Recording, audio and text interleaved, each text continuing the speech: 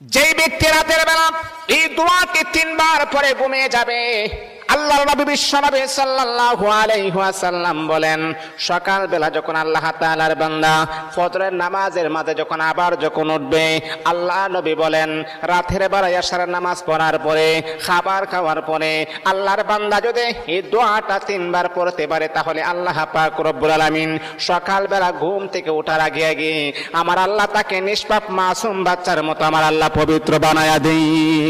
দোয়াটা সবাই আমরা জানি, আমরা সবাই কিন্তু দোয়াটা জানি, কিন্তু আমরা আমল করি না। দোয়াটা হলো আস্তাগফিরুল্লাহাল্লাযী লা ইলাহা ইল্লা হুয়াল হাইয়ুল কাইয়্যুম ওয়া আতুবু ইলাইহি লা হাওলা ওয়ালা কুওয়াতা ইল্লা বিল্লাহিল আলিয়্যিল আযীম। 3 বার যদি আপনি পড়তে পারি, ইনশাআল্লাহ আল্লাহ পাক রব্বুল আলামিন আমার আপনার জীবনের সমস্ত গুনাহগুলোকে আমার আল্লাহ ক্ষমা করে দিবে।